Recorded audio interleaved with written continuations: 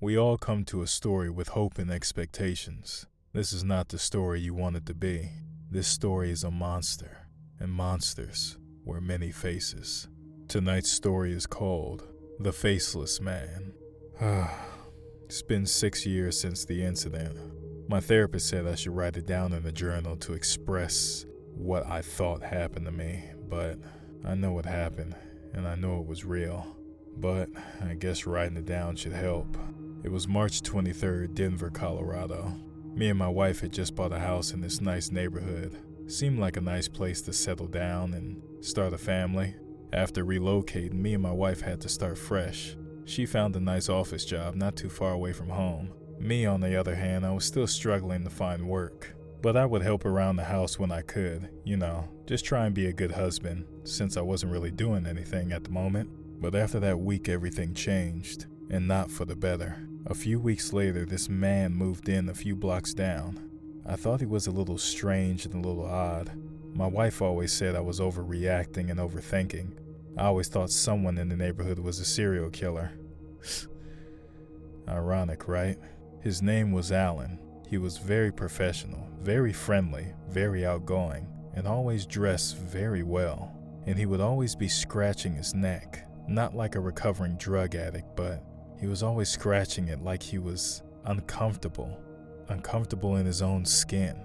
A few more weeks passed, and I always see him having visitors at odd hours of the night. I don't know if it was for business or for pleasure, but I would never see them leave. I talked about it with my wife because I just felt something was off and something wasn't right. She told me I was delusional and I was overthinking and watching too many movies and reading too many books. One night I decided to prove myself wrong, ease my mind, and tell myself that I was just overthinking and just needed some time to myself. So that Thursday at 12:33 a.m., when he had that random odd visitor of the night, I stayed up all night until the sun came up, and I never saw that person leave. My therapist said I was overreacting, and my wife said I was crazy, but I know what I saw. That person that entered that house and the person that left that house, they were not the same person. As I stand there in the living room peering out my window, I saw that man come out the house, scratching his neck just like Alan did, like he was uncomfortable in his own skin, like he was wearing somebody's skin. Then he tilted his head and looked right at me and gave me a smirk, and then a subtle wave, and then he got in his car and just drove off. I decided to take things into my own hands. The next day I went over bright and early to knock on Alan's door. I asked him if it would be alright if we could have dinner at his house. He happily obliged.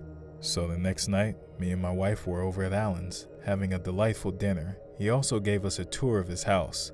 Everything was tidy, clean, a little bit of mess here and there, but he was a single man. I couldn't fault him for that. We came across a burgundy and black door with a very beautiful design. I asked Alan, this is the only door that's locked and closed in the house. I asked him what was behind it, and Alan replied, it's my home away from home, a place where I can go and just let out all my stress from my everyday life. I asked him if we could see it, and he politely shrugged us off and said, maybe after dinner. My wife told me beforehand not to make a scene during dinner, and don't bring up any conspiracy theories about him being, someone that he's not. During dinner, Alan asked me, I know you've been watching me for the past couple weeks. I know you're probably curious at the company I keep at these late hours of the night. I just want to apologize if it's been an inconvenience for you and your wife. I told him it was fine and I was just being paranoid. He chuckled and gave me the same grin of the person I saw walking out of his house. At that moment, he was hiding something. Fast forward a couple weeks and my wife is screaming at me, saying I have delusions of grandeur, saying I want something to be wrong with this man. I keep telling her something is not right with Alan. I decided to go to therapy to help my mind and relax my nerves. My therapist says maybe I'm looking for something that isn't there, that isn't real, seeing something that my mind is creating on its own. One fateful Sunday night, I see someone entering Alan's house again. I decide to sneak over there in the dark and see what was going on. As I peek through the window to finally see and put my mind to rest that everything is normal, I see Alan cutting off this man's face. I couldn't talk, I couldn't move. Everything came full circle. I saw Alan reach for his neck like he usually does, but this time he didn't scratch it. He removed the face that he was wearing and put on a new face from the person he had just killed. I didn't believe what was going on. I didn't accept it. It felt like a dream.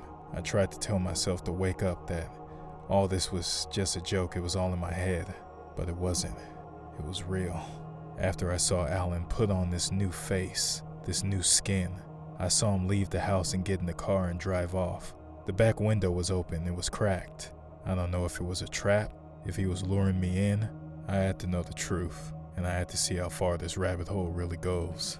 I crawl in through the window and see the man sitting there.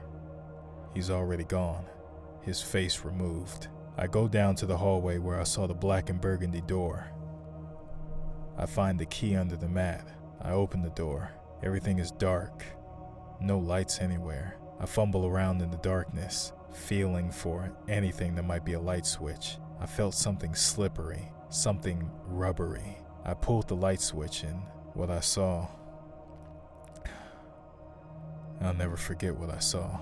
It was a very dim room with little light, but what I did see, lamps, tables, chairs, rugs, all made of human skin. Everything was made with human skin. I knew I had to get out of here fast. I fumbled around in the darkness to get out. I locked the door and put the key right back where I found it. I crawled right out the window that I came in and rushed over to my house. I locked the door, turned on the light, and just sat in the living room. I didn't know what to believe. I didn't know what to say. I knew my wife wouldn't believe me. She thinks I'm crazy.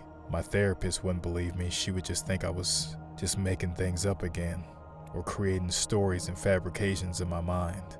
I went to bed that night, hoping the next morning I wake up, everything would be back to normal. It was all in imagination. My therapist was right. I was just crazy. I hear a knock on the door. I peek through the window and see Alan. I tell myself it's all a bad dream. It was all just my imagination. So I opened the door to see what Alan wanted, and I still remember what he said. Sam, I know it's not my place, but I heard you've been having difficulties with your wife. I just want to come over and be a good friend. How about you come over to my place tonight? For drinks, on me. Help you unwind. I took a deep breath and realized maybe my wife was right. Maybe all this stress was just making me think of things that wasn't there. Maybe all this was just made up in my head. Maybe I just needed to unwind myself. As I went to go give Alan a hug, he got real close and whispered in my ear, "We have to talk about what you saw last night, Sam."